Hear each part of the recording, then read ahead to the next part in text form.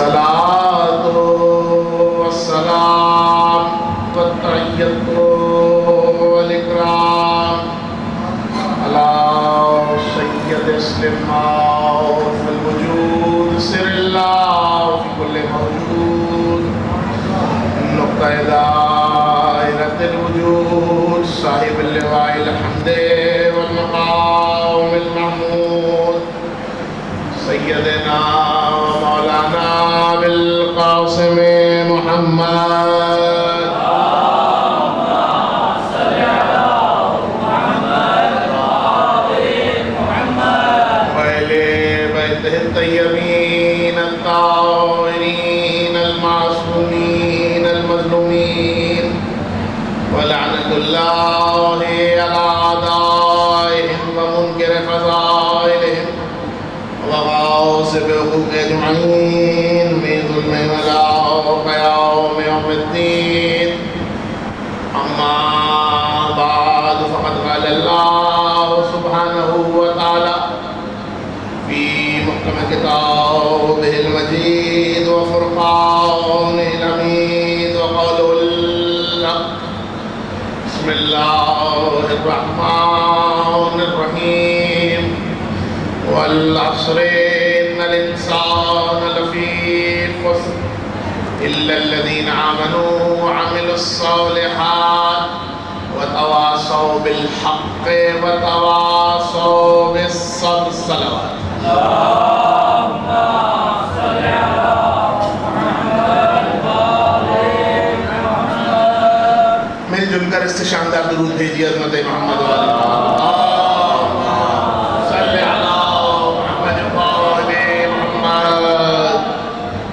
سامعین محترم، عشرہ محرم الحرام کے سلسلے کی چوتھی مجلس آپ حضرات، پانچویں مجلس بمطابق چاند آپ حضرات امام بارگاہ قرآن و عطرت میں بعنوان ناصر رسالت سماعت فرما رہے ہیں۔ جو احباب مستقل تشریف لا رہے ہیں، میں اراکین انجمن حیدریہ کی جانب سے اور اپنی جانب سے ان کا تہہ دل سے مشکور و ممنون ہوں اور دعا گو ہوں کہ معصومہ عالم ان کی اس خدمت کو اپنی بارگاہ میں قبول فرمائے۔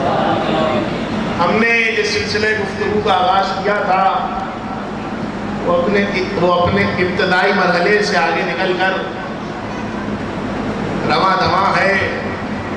کل اس منبر سے جو آخری جملہ میں نے پڑھا، بعض مومنین بعد مجلس مجھ سے کہنے لگے کہ اگر اس ایک اپنا جملے کی مزید وضاحت ہو سکے تو ذرا ہمارے سمجھنے میں آسانی ہو جائے گی۔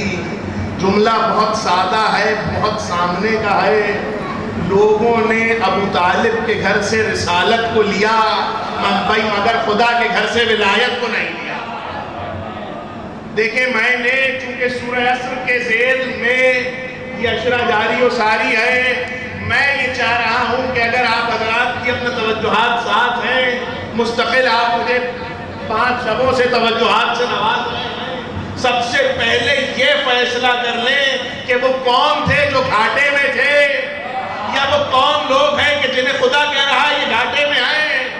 دیکھیں، نفع اور نقصان کا فائدہ یہاں ہو تو اور ہے، وہاں ہو تو اور ہے۔ وہ فائدہ جو یہاں ہو رہا ہے وہ صرف یہیں تک رہ جائے گا، جو نقصان یہاں ہو رہا ہے وہ صرف یہیں تک محدود ہو جائے گا۔ میں چھوٹی سی مثال دے کے بات کو واضح کروں، میں نے کسی سے قلعہ احمد آباد میں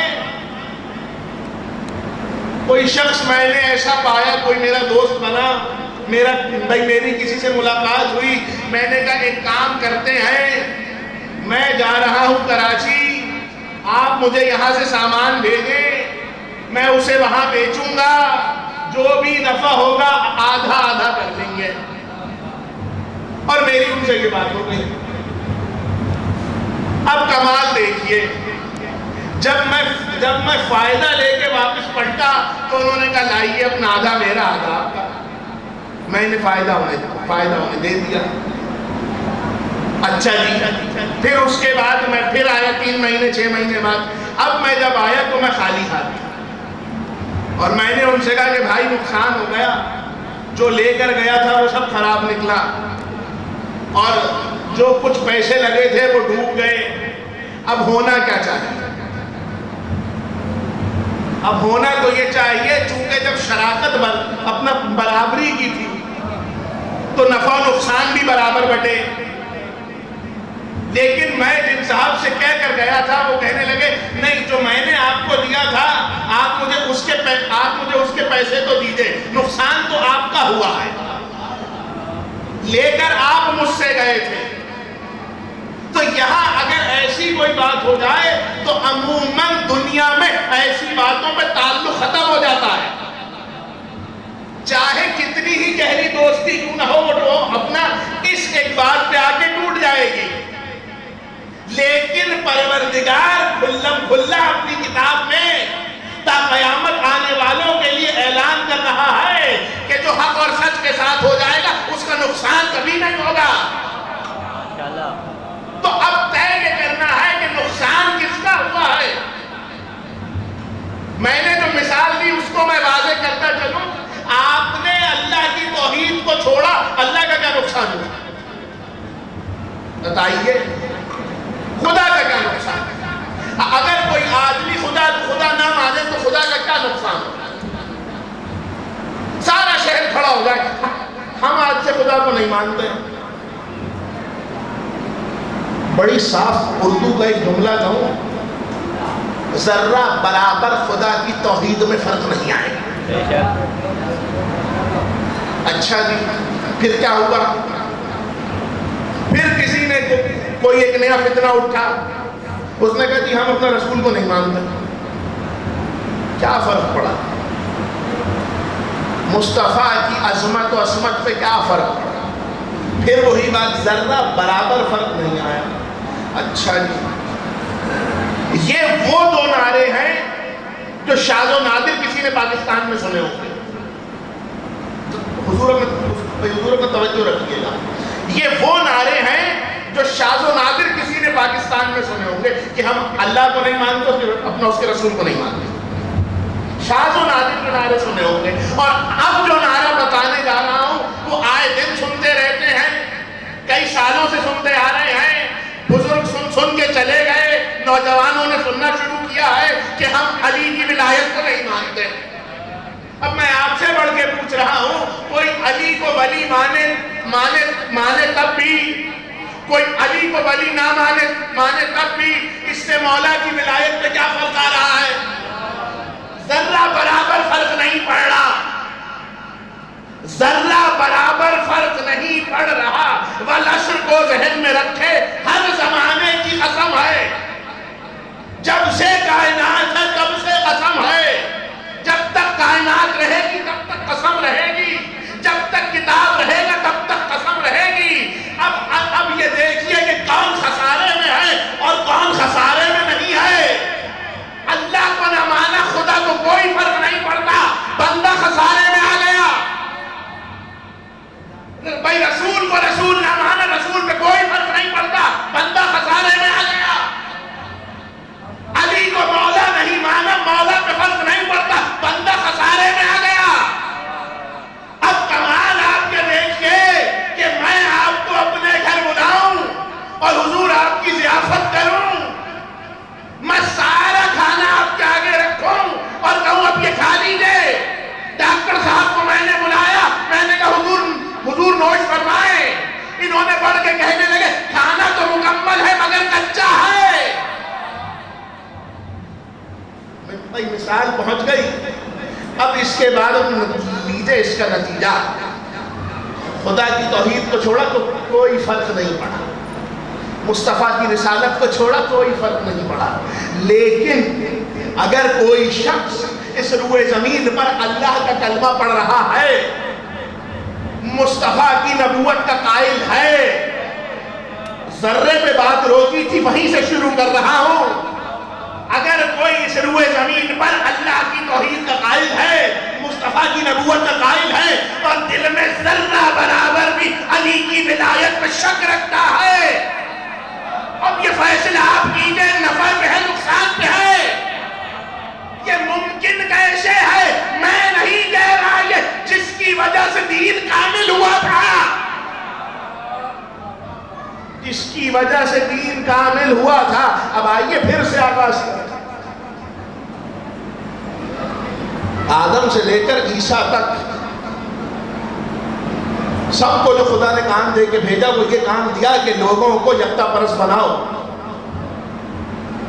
ایک خدا پر قائل کرو۔ مصطفیٰ کا دور آیا تو مصطفیٰ سے کہا ان سے عہد لے لو، اپنی رسالت کے عہد لے لو۔ سب سے عہد لے لیے۔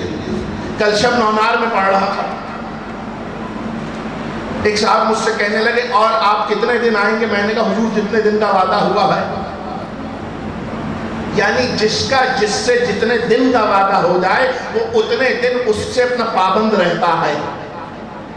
اب لوگ یہ دیکھ لیں کہ جنہوں نے اللہ اور رسول سے وعدہ کیا ہوا ہے وہ کتنے وعدے پر ہیں اور کتنا وعدہ چھوڑ رہے ہیں۔ اب ہوا کیا؟ آدم کو بھیجا کہ جاؤ ان کو یکتا پرست بناؤ، ایک خدا کی عبادت کرنے پر انہیں قائل کرو۔ کر لیا۔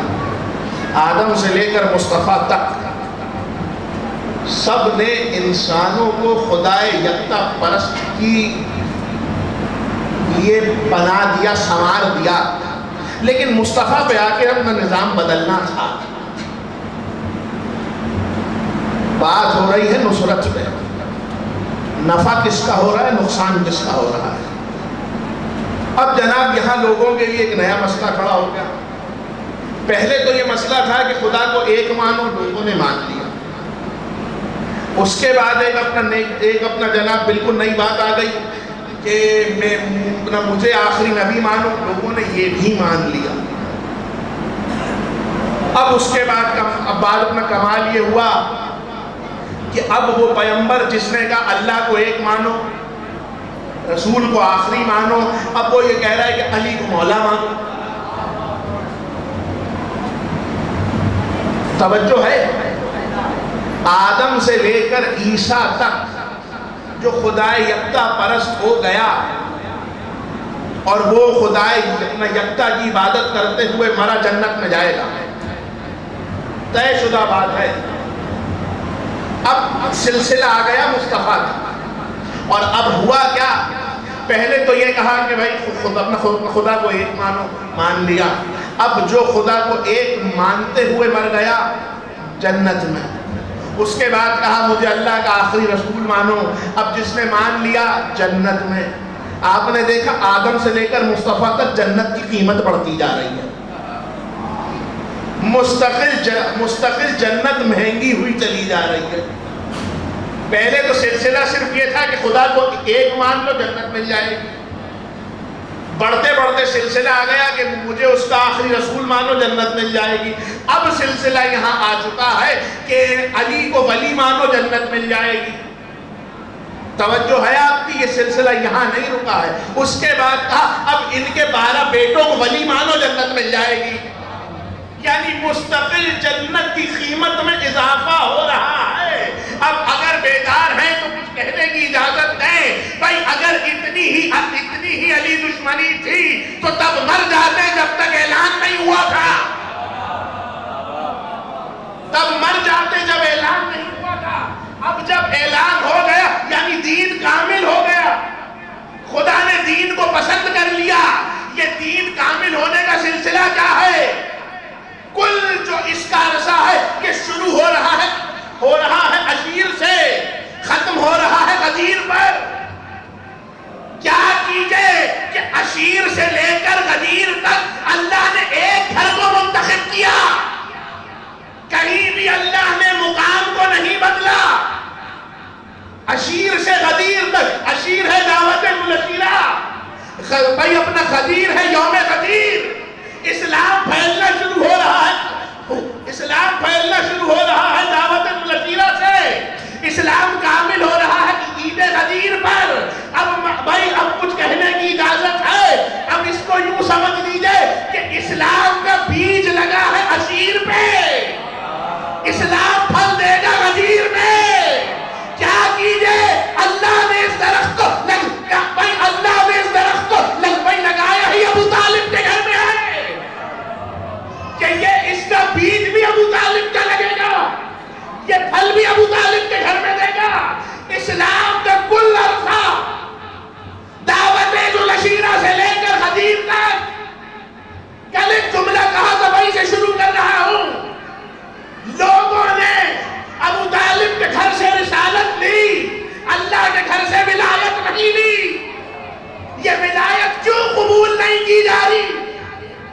ایک بڑا اپنا بنیادی سا مسئلہ آج حل کرے اور اس کو اپنے نوجوان نسلوں کے حوالے کرے. ہمارے بچپن سے لے کر آج تک، حکیم صاحب کے بچپن سے لے کر آج تک، ڈاکٹر صاحب کے بچپن سے لے کر آج تک، اور جتنے بھی لوگ مولا کائنات کے ماننے والے ہیں، شیعہ اثنا عشر ہیں، ان سے یہ سوال ضرور ہوا ہوگا اور ہوتا رہے گا کہ یہ مسئلہ ہے کہ آپ کیا، یہ کہاں سے ولایت لے کر آ گئے، یہ کہاں سے امامت لے کر آ گئے. اگر بیدار ہیں تو کچھ کہوں. اللہ نے 3 سلسلے بنائے ہوئے ہیں. جس کو مکمل توحید سمجھ میں آ گئی اس کو مکمل نبوت سمجھ میں آ جائے گی. جس کو مکمل نبوت سمجھ میں آ جائے گی اس کو مکمل امامت سمجھ میں آ جائے گی. اور جس کو مکمل امامت سمجھ میں آ گئی اس کو مکمل سلسلہ ہدایت سمجھ میں آ جائے گا. لوگوں کا آج ہم سے امامت پہ سوال کرنا اس بات کی دلیل ہے کہ آپ آج تک نبوت ہی کو مکمل نہیں سمجھے. جب آپ نبوت کو مکمل نہیں سمجھے اسی لیے آپ آج تک توحید کو مکمل نہیں سمجھے. ارے آپ نہ سمجھے تو کون سمجھے گا. یہی وجہ ہے کہ کوئی یہ نہیں لکھ سکا کہ علی کے چاہنے والے آستین میں بت رکھ کے لایا کرتے تھے. کوئی آج تک کوئی یہ بات نہیں لکھ سکا کہ علی کے چاہنے والوں نے توحید پر سوال کیا ہو. آپ نہ سمجھے تو کون سمجھے گا. کوئی ایک ایسا لا کے دکھاؤ جو اس روئے زمین پر یہ کہے کہ میں اگر چاہوں تو میں اگر چاہوں تو سورج کو واپس لا سکتا ہوں. میں اگر چاہوں تو پانی برسوا سکتا ہوں. میں اگر چاہوں تو اپنا زمین سے غلہ اگا سکتا ہوں. یہ تمام صفات و کمالات ہونے کے باوجود بھی اگر وہ سجدہ کر رہا ہے تو پھر یہ بات کہہ لینے دیجئے کہ جب یہ 14 اتنے بلند ہیں انہیں بنانے والا کتنا بلند ہوگا.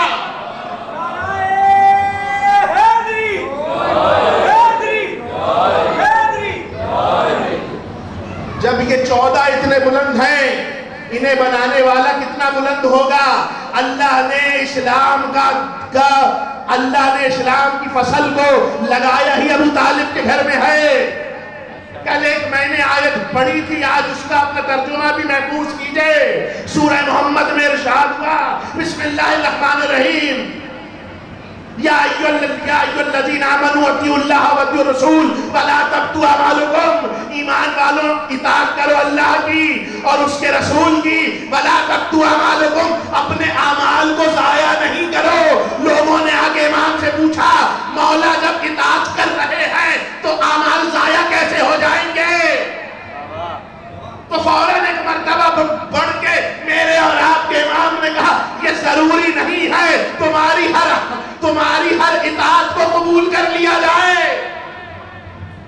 تو اس نے بڑھ کے پوچھا مولا اطاعت کی قبولیت کی سند کیا ہے؟ تو امام نے کہا جو چیز خالص پیش کرو گے وہ قبول کی جائے گی.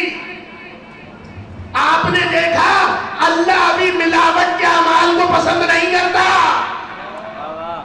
بڑھ کے سائل نے پوچھا مولا خالص عمل کیسے کیا جائے گا؟ تو کہنے لگے خالص عمل کے لیے ضروری ہے کہ خدا کی خالص توحید کو پہچانو. اور پھر کہنے لگے اس کے بعد مصطفیٰ کی خالص نبوت کو پہچانو. اور پھر کہنے لگے اس کے بعد ہماری خالص ولایت کو پہچانو. اور پھر امام نے کہا اگر تم نے اس کے باوجود کچھ کیا اللہ قبول کر لے گا. اگر اس میں سے کوئی ایک بھی چھوڑ دیا اعمال قبول نہیں ہوں گے. سائل نے بڑھ کے پوچھا کہ بتلائیے ان تینوں میں سب سے قیمتی کون سی شے ہے؟ امام نے بڑھ کے کہا اس میں سب سے قیمتی شے ہمارے دادا کی ولایت ہے. اس کے بغیر عمل کرو گے تو خدا قبول نہیں کرے گا. پڑھ کے پوچھا گیا اچھا یہ بتائیے کہ آپ کے دادا کی ولایت اتنی قیمتی ہے؟ اللہ اکبر. سوال دیکھا آپ نے. میں اپنے نوجوان دوستوں کو ایک بات اور بتلاتا چلوں. تاریخ اٹھائیں اور صرف یہ دیکھیں لوگوں نے معصومین سے کیسے کیسے سوال کیے. آپ کے آج کے بہت سارے سوالوں کا جواب ان کے سارے جوابات میں مل جائے. ایک چھوٹے سے سوال کا چھوٹا سا جواب دے کے اپنا بات کو مزید آسان کیا. جابر بن عبداللہ انصاری، آج شب جمعہ ہے، یہ محرم کی پہلی شب جمعہ ہے، اپنا نوچندی جمعرات ہے. آپ نے گھروں میں لازماً اپنا حدیث قصہ پڑھی ہوگی. حدیث قصہ کا سب سے پہلا آغاز کا ٹکڑا ہے روی عن جابر بن عبداللہ الانصاری عن فاطمہ الزہرا. جابر بیان کر رہا ہے. اس بات کو مزید اور سمجھاؤں حضور، حدیث قصہ گھر کا انتہائی پرسنل معاملہ تھا. حضور آپ کے میرے خوابگاہ کی بات اور ہے، پیغمبر کی خوابگاہ کی بات اور ہے، اور اس میں کوئی غیر شامل نہیں ہو سکتا. تاریخ نے لکھا کہ جب حدیث قصہ نازل ہو رہی تھی، حدیث قصہ ہے کیا؟ کیونکہ اپنا شب جمعہ سنتے چلتے، پیغمبر گھر تشریف لائے، ذوف محسوس کر رہے ہیں. بیٹی سے کہا کہ میری طبیعت میں ذوف ہے. بیٹی نے کہا بابا آرام کر لیجئے، اور مصطفیٰ پہ کالی کملی ڈال دی، کالی چادر ڈال دی. چہرہ اقدس مثل ماہ کامل چمکنے لگا. ابھی تھوڑی دیر گزری تھی کہ حسن مصطفیٰ آ گئے، پھر اپنا تھوڑی دیر گزری حسین آ گئے، پھر اپنا تھوڑی دیر گزری علی آ گئے، اس کے بعد سیدہ آ گئیں، اور جو آ رہا ہے بس ایک سوال کر رہا ہے، ہمیں گھر میں نانا کی خوشبو آ رہی ہے. بھائی آیا، مجھے میرے بھائی میرے نبی کی خوشبو آ رہی ہے. بیٹی آئی، کہا بابا اجازت ہے. تاریخ نے لکھا مصطفیٰ سب کو چادر میں جمع کیے جا رہے ہیں. قلعہ احمد آباد والوں، آپ نہ سمجھے تو کون سمجھے گا؟ چادر میں جمع ہونا اور ہے، مسجد میں جمع ہونا اور ہے.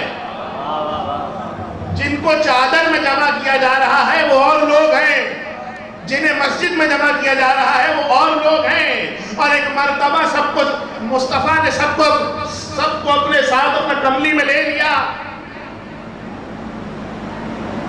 ایک اور چیز سنتے چلتے، لوگوں کو یہ گمان ہے کہ خاتم بدہن حدیث قصہ ہماری اپنی لکھی ہوئی کوئی شے ہے. 40 حوالے علماء اہل سنت کے حدیث قصہ پہ ہے، اور اس کی افضلیت پہ کہ اس کو پڑھنے کے فیوز و برکات کتنے. تاریخ نے لکھا کہ اس کے بعد مصطفیٰ نے سب کو چادر میں لے لیا. جب اپنا چادر میں لے لیا تو اس کے بعد اب یہاں سے دعا کرنی شروع کی. بھائی اپنا توجہ رکھیے، تاریخ نے لکھا کہ ایک مرتبہ جبریل آئے، اور جبریل نے آ کے خدا سے پوچھا کہ چادر میں کون ہے؟ آپ نہ سمجھے تو کون سمجھے گا؟ ارے جو گھر کا پرانا نوکر ہو وہ گھر والوں کو جانتا ہے. کہاں پہ جو گھر کا پرانا خادم ہو وہ گھر والوں کو جانتا ہے. مالک یہ کون لوگ ہیں چادر میں؟ یہ کون کون ہستیاں؟ پیغمبر تھے، مولائے کائنات تھے، امام حسن امام حسین تھے، اور اپنا جناب سیدہ تھے. اب میں آپ سے بڑھ کے پوچھ رہا ہوں، تعارف ذریت و تعارف نسل کا طریقہ کیا ہے؟ میں اپنا حکیم صاحب کے گھر تشریف لایا تو میں نے حکیم صاحب سے بڑھ کے کہا مجھے ذرا اپنے گھر کا تعارف کروائیے. تو کہنے لگے یہ میرے والد کی تصویر ہے، یہ میرے اپنا دادا ابو تھے، یہ میرا بڑا بیٹا ہے، اس کی گود میں میرا پوتا ہے. ایسا ہی ہوتا ہے. گھروں کا تعارف گھروں کے بزرگوں سے نہیں حضور، گھروں کے مردوں سے کرایا جاتا ہے. پالنے والے حدیث قصہ کا حق تو یہ تھا کہ تو کہتا مصطفیٰ ہیں، ان کا بھائی اپنا ان کا بھائی ہے، ان کے بچے ہیں، ان کی بیٹی ہے. لیکن کمال پروردگار دیکھیے، جب حدیث قصہ کا تعارف کرایا تو نہ باپ کے ذریعے سے کرایا، نہ بچوں کے ذریعے سے کرایا، نہ ان کے بابا کے ذریعے سے کرایا. نہیں حضور، جملے کو تبدیل کروں، پالنے والے یہ چادر میں کون ہے تعارف کرا. نہ اپنے حبیب کے ذریعے کرا رہا ہے، نہ اپنے حضور نہ اپنا وسیع کے ذریعے کرا رہا ہے، نہ اپنے آنے والے اماموں کے ذریعے کرا رہا ہے. پڑھ کے پوچھوں جبریل کیا پہچانتے نہیں ہو؟ تو یہاں حدیث قصہ نے آواز دی کہ یہ چادر میں کون ہے؟ ہم فاطمہ و ابوہا و بالوہا و بنوہا. فاطمہ ہے، ان کے بابا، ان کا شوہر، ان کے بچے. پالنے والے یہ کیسا تعارف ہے؟ آپ نے دیکھا اسلام کی جو فصل ابو طالب پہ لگی تھی، اب خدا اس کا پھل گنوا رہا ہے، اور پھل بھی گنوایا تو اس کے ذریعے کہ جو سب سے مضبوط تھا،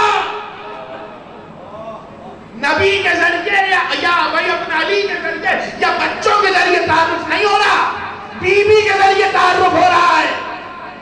اور تاریخ نے لکھا کہ جب یہ سارا منظر واقعہ ہو رہا تھا تو زوج رسول حضرت ام سلمہ آئیں اور انہوں نے آگے کہا یا رسول اللہ اجازت ہے کیا میں اپنا چادر میں آ جاؤں؟ تو تاریخ نے لکھا نبی نے ہاتھ سے اشارہ کیا نہیں. تو وہاں سے آواز آئی وانتانا فی الخیر، کیا میں خیر پر نہیں ہوں؟ تو فوراً مصطفیٰ کی آواز آئی ام سلمہ خیر پر ہو مگر چادر سے باہر ہو. آپ نے دیکھا کوئی کتنی ہی باعظمت بیوی کیوں نہ ہو، خیر پر ہے مگر چادر سے باہر ہے. چادر والوں کا مسجد والوں سے برابری نہ کرنا. کون ہے؟ گھاٹے اور فائدے پہ رکے تھے، آئیے دوبارہ. پالنے والے چادر میں کون ہے؟ سیدہ ہیں، ان کے بابا ہیں، ان کے شوہر ہیں، ان کے بچے ہیں. علماء عالم اسلام متفق علیہ ہیں کہ اللہ نے حدیث قصہ میں جو بیوی سے تعارف کرایا ہے اس پر خدا نے مہر لگا دی ہے. اب تا روز قیامت کوئی اور اس میں شامل نہیں ہو سکتا. اگر کوئی شامل ہوگا تو پہلے سیدہ سے اس کا رشتہ دیکھا جائے گا. کمال جائیے خدا کی مصلحتوں کے. کیا اچھا اپنا تحفظ نبوت و ولایت کیا ہے. رہتی دنیا تک کے لیے حدیث قصہ اور آیہ انما کو تالا لگا دیا کہ چادر میں آنا ہے تو پہلے سیدہ سے تعلق دکھاؤ. جس کا تعلق ہوگا وہ آئے گا اس میں. آپ نہ سمجھے تو کون سمجھے گا؟ حضور یہ پانچ تو نظر آ رہے ہیں، 12 پوشیدہ ہے. کوئی یہ نہیں کہہ سکتا کہ ان کا بیوی سے تعلق نہیں تھا. یہی تو وہ کمال ہے کہ 5ویں امام نے کہا ہم ہیں سیدہ کی اولادیں. اور جب بھی کبھی کسی نے اپنا تعارف پیش کیا تو اپنا حدیث قصہ کے ذریعے پیش کیا. ہم فاطمہ و ابوہا و بالوہا و بنوہا. رہتی دنیا تک کے لیے یہ ہے تحفظ نبوت و ولایت. آپ نہ سمجھے تو کون سمجھے گا؟ پچھلے دنوں ملک میں بڑی بحث چلتی رہی کہ کون پنجتن میں شامل ہے، کون ان میں شامل ہے، کون شامل نہیں ہے. آپ جس کو مرضی آئے شامل کرتے رہیے. اللہ نے رشتہ ڈیفائن کیا ہوا ہے، وہی آئے گا جس کا سیدہ سے رشتہ ہوگا. اب کیا کیجئے کہ چادر تطہیر میں علی و بیٹے تو مل جائیں گے، کوئی اور اس میں نظر نہیں آئے گا. یہ پہرا لگا ہوا ہے. کون سا پہرا ہے؟ طہارت کا پہرا ہے. یہ کون سا پہرا ہے؟ ولایت کا پہرا ہے. یہ کون سا پہرا ہے؟ یہ پہرا ہے عصمتوں کا پہرا. کہ کوئی اور اس میں داخل نہیں ہو سکتا. کیا یہ عصمت کا پہرا صرف یہاں لگا تھا؟ نہیں حضور. آئیے، کل میں نے گفتگو کہاں چھوڑی تھی کہ تم اگر دیکھو میں کوہ ابو قبیس سے خالی لوٹ رہا ہوں تو ہر ایک سردار مکہ کے سینے میں خنجر اتار دینا.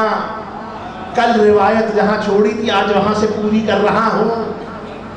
تاریخ نے لکھا کہ بنی ہاشم کے جوان اور اپنے ابو طالب کے غلام جب دیکھا کہ ابو طالب کوہ ابو قبیس سے لوٹ رہے ہیں، ساتھ مصطفیٰ ہیں اور مرتضیٰ ہیں، بڑھ کے لوگوں نے ابو طالب کے تیور دیکھے تو ایک مرتبہ دیکھ کر کہنے لگے ابو طالب کیا بات ہے، چہرہ اتنا بگڑا ہوا کیوں ہے؟ آپ نہ سمجھے تو کون سمجھے گا. ایک مرتبہ حضرت ابو طالب نے عجیب جملہ لکھوایا، آج تم سب بچ گئے مصطفیٰ کی وجہ سے. کہاں بیٹھے ہو لوگ؟ آج تم سب بچ گئے مصطفیٰ کی وجہ سے. بڑھ کے پوچھا کہ کیوں بچ گئے، کیا ہوا؟ کہنے لگے اگر آج میرا بیٹا نہ ملتا. اس جملے کو محفوظ کریں، مشکل کشا کے لیے نہیں کہہ رہے کہ اگر آج میرا بیٹا نہ ملتا. مصطفیٰ کے لیے کہا تھا اگر آج میرا بیٹا نہ ملتا. پورے عرب میں نہیں. تاریخ ابن عساکر، تاریخ طبری، صحائف ستہ، عالم اسلام کی جتنی بڑی تاریخ اور حدیث کی کتابیں جا کے دیکھیے. یہ نہیں کہا کہ پورے عرب پر. ایک مرتبہ کہنے لگے اگر آج میرا بیٹا نہیں ملتا میں روئے زمین پر کسی سردارے، میں اپنا روئے زمین پر کسی کفار کے سردار کو باقی نہ چھوڑتا. یہ حق دیجئے کہ میں پوچھوں، بیٹا تو کھویا ہے مکے میں، ڈھونڈنا ہے مکے میں. یہ بھائی اپنا روئے زمین کے سارے کفار کو کیوں؟ ہر وہ انسان خسارے میں ہے جس نے حق کو چھوڑا. ابو طالب کا یہ جملہ بتا رہا ہے کہ جو بھی مصطفیٰ کو جہاں بھی نقصان دے گا ابو طالب یا آل ابو طالب اس کو چھوڑے گی نہیں. اس چیز کو لوگ سمجھیں. آپ کو کیا لگتا ہے قرآن کیا کسی ایک زمانے کے لیے نازل ہوا؟ اجازت ہے حضور ایک جملہ کہوں، تبت یدا کیا صرف ایک ابو لہب کے لیے آیا تھا؟ تبت یدا کیا کسی ایک ابو لہب کے لیے آیا تھا؟ نہیں حضور، ہر دور کے ابو لہب کے لیے تبت یدا اترا ہوا ہے. اچھا یہ بات ہوتا ہے نا کہ جو مصطفیٰ کے لیے آیا ہے وہی ان کی اولاد اطہر کے لیے آیا ہوا ہے. ان میں کوئی فرق نہیں ہے چونکہ اولنا محمد، اوسطنا محمد، آخرنا محمد، کلنا محمد، یہ سارے محمد کی کڑی کے سلسلے ہیں. تو جب سارے محمد کی کڑی کے سلسلے ہیں تو پھر یہ بھی مانیے کہ جو محمد اول کے لیے آیا تھا وہی محمد آخر کے لیے بھی آئے گا. جو اپنا محمد ثانی کے لیے آیا تھا وہی محمد اوسط کے لیے بھی آئے گا. اب اگر خدا قرآن میں تبت یدا رکھ رہا ہے، ارے اس کے ہاتھ ٹوٹ جائیں، یہ میرے حبیب پہ ہاتھ اٹھاتا ہے، یہ میرے حبیب پہ اپنا انگلیاں اٹھاتا ہے. اب یہ مانو کہ جس طرح قرآن ہر زمانے کے لیے ہے اسی طرح قرآن کا حکم بھی ہر دور کے محمد کے لیے رکھا ہوا ہے. اب چاہے کوئی علی ہو، حسن ہو، حسین ہو یا اپنا حضور اپنے امام آخر تک آئیے، جس طرح تبت یدا ایک محمد کے لیے تھا اسی طرح تبت یدا ہر محمد کے لیے ہے. کوئی اس اپنا گمان میں نہ رہے کہ اللہ نے ان پر سے کچھ نرمی ہے. جن سے اب خدا نے نصرت کا عہد لیا ہوا ہے وہ سارے ابو طالب کے بیٹے ہیں. اور پیغمبر کا قول ہے کہ پوری دنیا شجاع ہوتی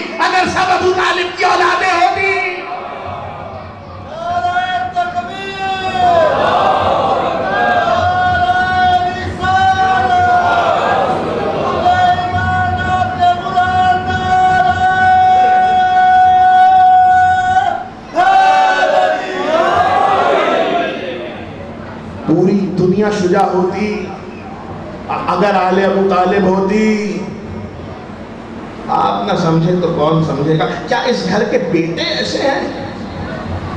نہیں حضور، اس گھر کی بیٹیاں بھی ایسے ہی ہیں۔ فضائل کی رو سے مجلس سنیے اور یہیں سے ربط مسائل دوں گا، جا کے دیکھیے۔ تمام سیرت نگاروں نے یہ فقرہ لکھا ہے کہ جب اپنا پیغمبر پر نماز کی حالت میں اوجڑی پھینکی گئی،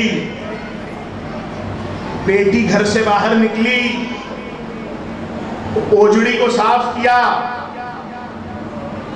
اور ایک مرتبہ آگے بڑھ کے یہ کہا میں اپنے باپ کی نصرت کے لیے ہوں۔ تاریخ نے لکھا ہے کہ یہ وہ وقت ہے کہ بی بی کا سن 5 برس کا ہے، میں اپنے بابا کی نصرت کے لیے ہوں۔ راہ میں کانٹے بچھائے گئے، مصطفیٰ کے پیر زخمی ہوئے، بیٹی نے کہا میں اپنے بابا کی نصرت کے لیے ہوں۔ ارے حضور، ابو طالب کے گھر کے بیٹے تو بیٹے، ابو طالب کے گھر کی بیٹیاں بھی شجاع ہیں، چاہے گھر ہو یا میدان، یہ پیچھے نہیں ہٹتی۔ یہ ہے نصرت رسول کہ خدا جس کو اپنے دین کی نصرت کے لیے منتخب کر لے، چاہے بیٹا ہو یا بیٹی ہو، خدا اس سے اپنے رسول اور اپنے دین کے لیے اپنی نصرت کروائے گا۔ یہ ہے خدا کے دین کا نظام، یہ ہے نصرت۔ اس چیز کو لوگ محفوظ کریں، بیٹا ہو یا بیٹی اس گھر میں برابر ہے، سب کے سب شجاع ہیں، چونکہ خدا کے منتخب کرتا ہے۔ اس گھر کے نظام میں کوئی فرق نہیں ہے۔ ارے وہ اور تھے جو اپنی بیٹیوں کو دفن کیا کرتے تھے، رہتی دنیا تک کے لیے خدا نے بتا دیا اگر ہم چاہیں تو بیٹی سے باپ کا نام باقی رکھ سکتے ہیں، اگر ہم چاہیں تو بیٹی سے باپ کا نام باقی رکھ سکتے ہیں۔ پوری تاریخ اسلام مجھے اس کا جواب لا کے دے۔ آج روئے زمین پر اگر مصطفیٰ کا نام باقی ہے تو کس کی وجہ سے باقی ہے؟ یہ کس کے بیٹے تھے کہ تاریخ نے لکھا کہ جب کسی کو مخاطب کیا گیا تو یبن رسول اللہ کہہ کے مخاطب کیا گیا، اے رسول کے بیٹے۔ آپ نے دیکھا خدا کیسے دین کی اور رسالت کی نصرت کرتا ہے۔ اس کا انتخاب خدا کر لے، اس کے برابر کوئی نہیں آ سکتا۔ اس گھر کا بیٹا ہو یا اس گھر کی بیٹیاں، آیات حق کی چھاؤں میں عصمت کا پھول تھی۔ میں عادی ہوں مصائب میں شعر پڑھنے، یہ ہمارے گھر کی تہذیب ہے۔ آیات حق کی چھاؤں میں عصمت کا پھول تھی، زینب کہیں علی تھی کہیں پر رسول تھی۔ بی بی کا نام آ گیا، آپ کی آنکھیں نم ہو گئی تقریب۔ آج جہاں سے چھوڑی ہے کل وہیں سے آغاز ہوئی۔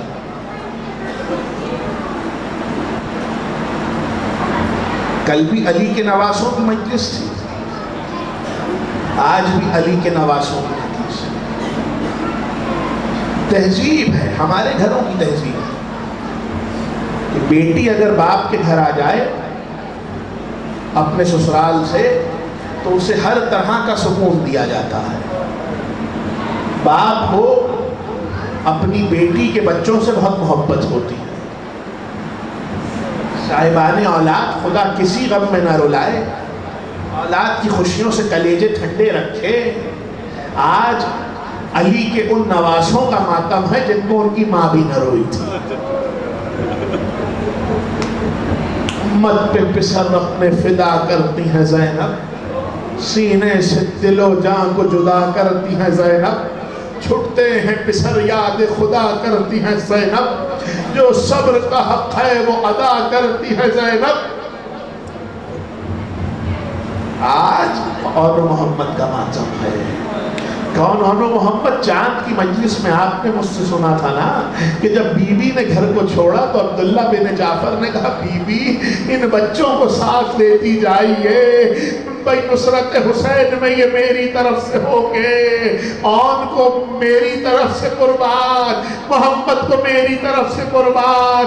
अज़ादारों, मख्तल लिखता है जब वक्त आखिर आया, एक मर्तबा बच्चों को बिठाया और बिठा कर कहने लगी, औनो मोहम्मद, मामू के सामने शर्मिंदा न करना, कहीं ऐसा ना हो कि अकबर मैदान में जाए और तुम यहीं बैठे रहो। मेरा बेटा माँ फातिमा के सामने मुझे शर्मिंदा न करना।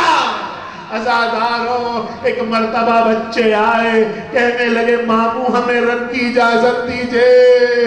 एक मर्तबा हुसैन ने कहा, अरे तुम मेरी बहन के बच्चे हो, तुम्हें कैसे रन की इजाजत दे दूं? अज़ादारों, और मोहम्मद को अबुल फज़ल अब्बास ने पाला था। एक मर्तबा मख्तल ने लिखा कि ज़ैनब खैमे में आई, आके देखा और मोहम्मद बैठे हुए हैं, कहने लगी, ओनो मोहम्मद अब तक गए क्यों नहीं? बच्चों ने कहा, हम जब जाते हैं मामू वापिस भेज देते हैं। एक मर्तबा का फिज़ा अपने मौला को बुला, हुसैन खैमे में आए, कहने लगी, भैया क्या माँ के सामने मुझे शर्मिंदा करना चाहते हो? कहने लगे, बहन क्यों? कहने लगे, हमारी कुर्बानी को कबूल करो। ओनो मोहम्मद जाने लगे, बच्चे इतने बड़े न थे कि तलवारें लगाई जाती, अरे छोटे नीमचे दिए गए। ज़ैनब ने कहा, ओनो मोहम्मद दरिया का रुख न करना, मैं दूध नहीं बख्शूंगी। अज़ादारों, बच्चे चले, अब ये बातें करते जा रहे हैं, भैया मोहम्मद मैमने की तरफ से, भैया और मैसरे की तरफ से, और वहां लश्कर सामने इंतजार कर रहा है। बच्चों ने कयामत की जंग की है अज़ादारों, बड़ी कयामत की जंग की। मैमने पे गए, मैसरे पे पलटा, मैसरे पे गए, मैमने पे पलटा। अब जो कल्बे लश्कर में दाखिल हुए, मख्तल लिखता है कि पिसरे साद ने कहा, ये जाफर तैयार के पोते हैं, इन्हें घेर के मारो। अब जो घेरा गया, तीर चलने शुरू हुए, नेज़े चलने शुरू हुए, मैदान से आवाज आई, अस्सलामु अलैका या अबा अब्दुल्लाह। अब्बास बोलने लगे। मौला ने कहा, अब्बास कहाँ जाते हो? कहने लगे, आका गोद के पाले हैं। हुसैन ने कहा, अब्बास जिन्हें गोद में पाले उनके लाशों पे नहीं जाते, ये हमारा सब्र होगा। अली अकबर का लाशा, अजरुकुम मिनल्लाह, यही हक है अज़ादारों। कोई इमाम मासूम ऐसा नहीं जिसने ना कहा हो, जब हमारी मुसीबत में रोना तो चीख मार के रोना। अरे वैसे भी बीबी अपने बच्चों को न रो सकी। इमाम सज्जाद कहते हैं, करबला के बाद अगर कोई बीबी रोती भी थी तो पुश्त पे ताजियाना मारा जाता था। अज़ादारों, हुसैन गए, अली अकबर गए, और मोहम्मद को लाए। मख्तल लिखता है, जब बच्चों को लाए तो मोहम्मद मेरे वक़्त जिंदगी बाकी थी। एक मर्तबा खैमे में लिटाया, बाईं जानिब देखा, बाईं जानिब देखा, कहा, फिज़्ज़ा तेरी आज़ादी कहाँ है? कहा, मौला बराबर के खैमे में। अब जो हुसैन आए, ज़ैनब मुसल्ले पे सर सजदा शुक्र में, मालिक मेरी कुर्बानी को कबूल फरमा। मौला ने आके उठाया, बहन बच्चों से ना मिलोगी। अजीब जुमला लिखवाया, भैया हम आले मोहम्मद जिसे सदका कर देते हैं उसे घर नहीं लाते। एक मर्तबा बच्चों के पास आई, दरमियान में आके बैठ गई। मख्तल लिखता है, मोहम्मद में रमक़ जिंदगी बाकी थी। अज़ादारों, एक मर्तबा बीबी बीच में बैठ गई, एक हाथ मोहम्मद के सीने पे रखा, एक हाथ और के सीने पे रखा। माँ की खुशबू पाई तो मोहम्मद ने कहा, हमने खूब जंग करी, अम्मा नहर तक नहीं गए।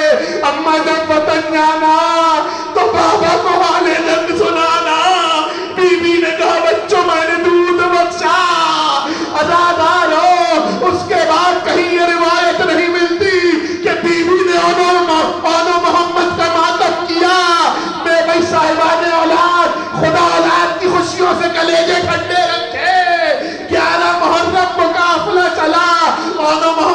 نہیں روئی، عزادار کوفہ آیا آن محمد کو نہیں روئی، شام آیا آن محمد کو نہیں روئی، رہائی ہوئی آن محمد کو نہیں روئی۔ جب سر آنے شروع ہوئے بھائی شام کی عورتوں نے کہا کیا ان بچوں کی ماں مر گئی ہے؟ ایک مرتبہ کا ایسا نہ کہو یہ میرے بچے ہیں، پہلے بھائی کا ماتم پھر بیٹوں کا ماتم۔ زینب یہاں بھی نہیں روئی۔ ایک مرتبہ قافلہ مدینے پلٹا، مدینے آئی، آ کر روضہ رسول پہ قیام کیا۔ عزاداروں ایک دن عبداللہ بن جعفر گھر آئے اور آ کر کہنے لگے سید سجاد تمہاری پھوپھی گھر نہیں آتی، پھوپھی سے کہو گھر تشریف لائے۔ بھائی مولا نے کہا میں پھوپھی اماں سے کہوں گا۔ اب جو سجاد آئے ہیں زینب کے پاس کہنے لگے پھوپھی اماں پھوپھا آئے تھے آپ گھر کو جائیے۔ کہنے لگی میرا بھائی مارا گیا، میرا 18 برس کا علی اکبر مارا گیا، میرے بھائی کی نشانی قاسم مارا گیا۔ یہاں بھی اون محمد کو یاد نہ کیا۔ اب جو گھر تشریف لائی گھر کی کنڈی کھولی، عبداللہ گھر میں نہیں تھے، آ کے پائتی پلنگ کے بیٹھ گئی اور بیوی نے رونا شروع کیا۔ گھر میں عبداللہ تشریف لائے، عبداللہ نے کہا بیوی تم کون ہو؟ زینب گھر میں نہیں ہے۔ سید سجاد کے جاؤ۔ ایک مرتبہ پلٹ کے دیکھا والی پہچانا نہیں، میں زینب بنت علی۔ عزادار ہو خوب گریا کیا، بچوں کو یاد نہ کیا۔ ایک مرتبہ کہنے لگی عبداللہ معلوم ہے میرا بھائی کیسے لڑا؟ ارے لاشیں اٹھا کے لڑا اور کہتا جاتا تھا بھوکے کی جنگ دیکھو، پیاسے کی جنگ دیکھو، اس کو بھائی اس کی جنگ دیکھو جس کا برابر کا بھائی مارا گیا، اس کی جنگ دیکھو بھائی اپنا جس کا جوان بیٹا مارا گیا۔ یہاں بھی اون محمد کو نہ روئی۔ مقتل لکھتا ہے کسی کونے سے ہوا چلی، بیوی نے دو حجروں کو دیکھا، ماں کا ضبط ٹوٹا، اٹھی خیموں میں آئی، ایک مرتبہ دیواروں کو دیکھا، اب زینب سے رہا نہیں گیا، ایک مرتبہ بال کھولے، اونو محمد مائی ہے بیٹا، مائی ہے بیٹا، پہلے تمہارے ماموں کا کام، میرا اونو محمد کا کام۔